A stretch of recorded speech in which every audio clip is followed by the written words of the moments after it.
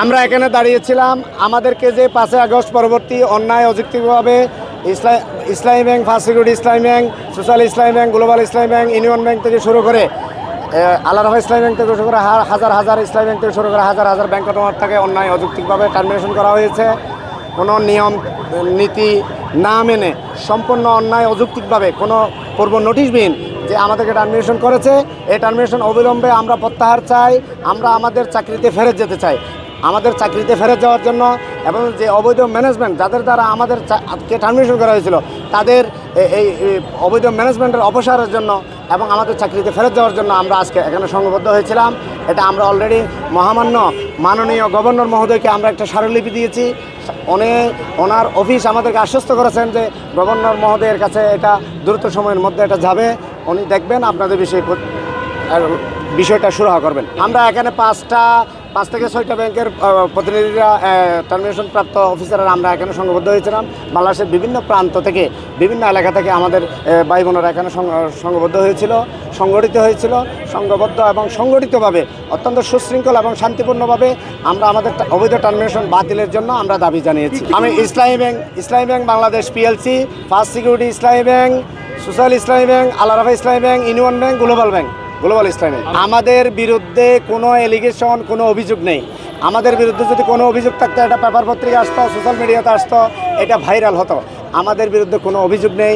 আমরা কেউ বিরুদ্ধে কোনো অভিযোগ দেখাতে পারবে না। এটা সম্পূর্ণ উদ্দেশ্যপ্রণীতভাবে ওদের দলীয় লোকজনদেরকে, ওদের একটা সংঘবদ্ধ গোষ্ঠীর চিহ্নিত লোকদেরকে নিয়োগ দেওয়ার জন্য এবং ব্যাংকিং সেক্টরকে অস্থিতিশীল করার জন্য, ব্যাংকিং সেক্টরকে তারা দখলে নেওয়ার জন্য মূলত আমাদেরকে উদ্দেশ্যপ্রণীতভাবে টার্মিনেশন করা হয়েছিল। আমাদের অবশ্যই সিন্ডিকেট কাজ করছে বলে আমাদের ধারণা। কোন সিন্ডিকেট কাজ করছে আমাদের গোয়েন্দা বিভাগ আছে, আমাদের সাংবাদিক ভাইরা আছে, প্রশাসন আছে, ওনারা ফাইন্ড আউট করবেন। আমাদের হায়ার অথরিটি, আমাদের ব্যাংকের যে অভিভাবক বাংলাদেশ ব্যাংক, ওনারা এটা ফাইন্ড আউট করবেন এবং দ্রুত সময়ের মধ্যে আমাদের অবৈধ টার্মিনেশন বাতিল করে আমরা আমাদের প্রিয় প্রতিষ্ঠানে ফিরে যাব বলে আমরা আশা করি। আমরা 10 থেকে 15 হাজার কর্মকর্তা কর্মচারীদেরকে অন্যায় অযৌক্তিকভাবে যারা 5 বছর, 10 বছর, 12 বছর, 8 বছর চাকরি করেছিল খুব সুন্দরভাবে, এদেশের জিডিপি গ্রোথ থেকে শুরু করে অর্থনৈতিক উন্নয়ন, সামাজিক উন্নয়নে ব্যাংকাররা অবদান রাখছিল, আমরা অবদান রাখছিলাম। আমরা সামনেও এদেশের অর্থনৈতিক উন্নয়নে, সামাজিক উন্নয়নে, সামাজিক স্থিতিশীলতা বৃদ্ধিতে আমরা অবদান রাখতে চাই। আমরা মাননীয় সরকারের কাছে আমাদের আকুল আবেদন থাকবে আমাদের অবৈধ টার্মিনেশন অতি দ্রুত সময়ে বাতিল করে আমরা আমাদের প্রিয় প্রতিষ্ঠানে আমাদেরকে ফিরে যাওয়ার সুযোগ করে দিবেন। অবৈধ নিয়োগবেলা আমাদেরকে হঠাৎ করে টার্মিনেট করা হয়েছে। আমরা চাই আমাদেরকে পুনর্বহাল করা হোক, আমাদের দাবি দেওয়াগুলো মেনে নেওয়া হোক, এটাই আমাদের মূল উদ্দেশ্য।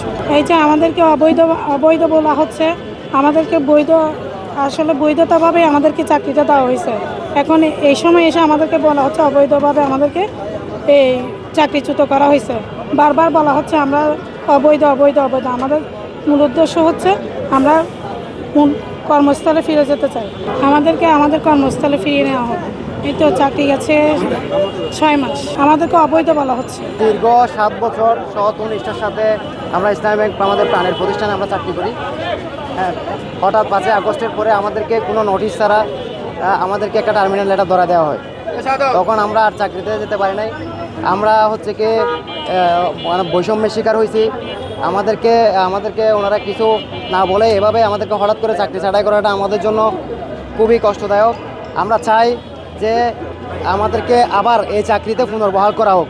আমরা মাননীয় সরকার প্রধানমন্ত্রী তারেক রহমান স্যারের দৃষ্টি আকর্ষণ এবং বাংলাদেশ ব্যাংকের নতুন গভর্নর স্যারের সাথে আমরা মানে আমাদের মহোদয়ের কাছে আমরা আকুল আবেদন আমাদের চাকরিটা আবার পুনর্বহাল করো। আমরা বর্তমানে খুব কষ্টে জীবনযাপন করতেছি। 10,000 পরিবার বর্তমানে রাস্তায় পবিত্র রমজান মাসে, এবং ঈদটা আমাদের মানে পর্যন্ত করার মতো একটা ওয়ে নাই। আমাদের পরিবার নিয়ে খুবই কষ্টের মধ্যে আমরা দিন যাপন করছি। আমরা চাই আমাদের চাকরিটা পুনর্বহাল হোক।